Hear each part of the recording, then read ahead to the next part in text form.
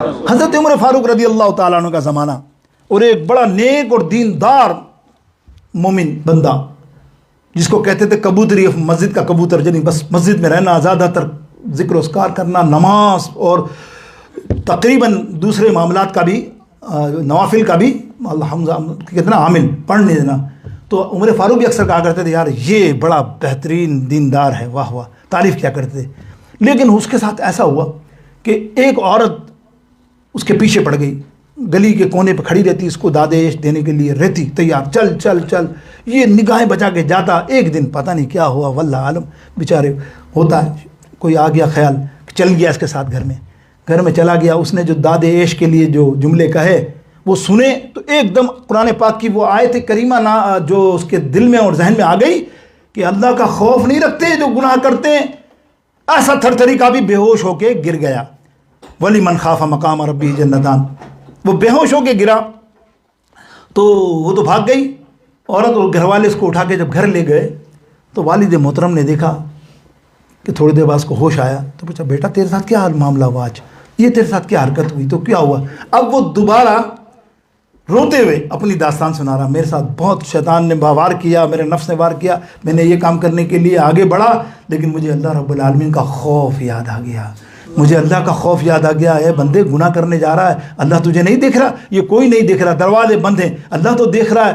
بس اسی خوف کو مد نظر رکھتے ہوئے میں بے ہوش ہو گیا، کبھی تاریخ۔ اب وہ جو آیات پڑھ رہا ہے نا باپ کے سامنے، پڑھتا جا رہا اور ایک چیخ ماری اور ایسا بے ہوش ہوا کہ دنیا سے رخصت ہو گیا، روح قبض ہو گئی اور تمام محلے والوں نے، گھر والوں نے اس کو دفنا دیا۔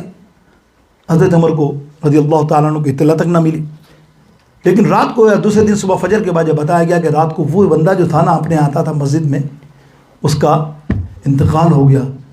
اور داستان جب سنائی تو حیران رہ گئے، بولے تم نے مجھے بتایا نہیں؟ بولے بس رات کا وقت تھا، ہم نے اس لیے نہیں بتایا یا خلیفۃ المومنین۔ تو آپ نے کہا چلو اس کی قبر پہ چلتے ہیں۔ آپ اس کی قبر انور کے پاس کھڑے ہوئے، دیکھیں صحابہ فرما رہے ہیں ہم پیچھے کھڑے تھے اور امیر المومنین حضرت عمر فاروق رضی اللہ تعالیٰ آنکھ بند کر کے کچھ گفتگو کر رہے تھے، لگتا تھا کہ قبر والے سے بات کر رہے ہیں، کیا معاملہ ہے، واللہ عالم بثواب۔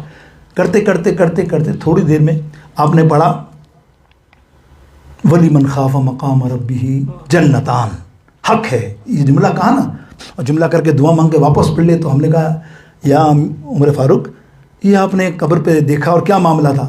بولے تم نہیں جانتے، میں جانتا ہوں کتنا نیک تھا، لیکن تمہیں معلوم ہے یہ جب گناہ کرنے گیا ہے تو اللہ کا خوف اس پہ طاری ہوا ہے، اس خوف کی وجہ سے بے ہوش ہوا۔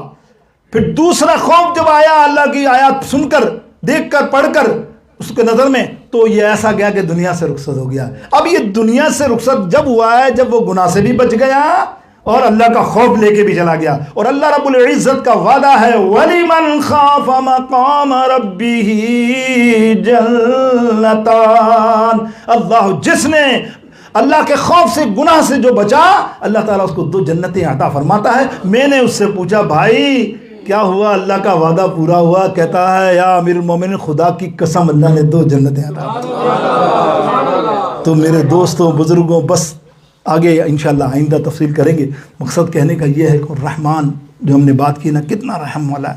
آج ہم سارے کے سارے مجھ سمیت گناہوں میں مبتلا ہیں، پتہ نہیں کیسے کیسے گناہ ہیں جو ہمیں بھی نہیں پتہ، ہمیں نہیں پتہ، ہم چھوٹے گناہوں کو تو سمجھتے ہی نہیں ہیں، وہ چھوٹے گناہ بڑھ بڑھ کے پہاڑ بن گئے ہیں۔ لیکن اللہ کی بارگاہ اقدس میں اگر ان کو پکارا جائے، آج جمعے کا دن ہے، دعا کی قبولیت ہے، تو کہے نا اللہ کے مانا کے گناہوں میں گرفتار ہوں مولا، تیری عطاؤں کا طلبگار ہوں مولا، تو میری خطاؤں کو عطاؤں میں بدل دے، بن تیری عطاؤں کے میں لاچار ہوں مولا۔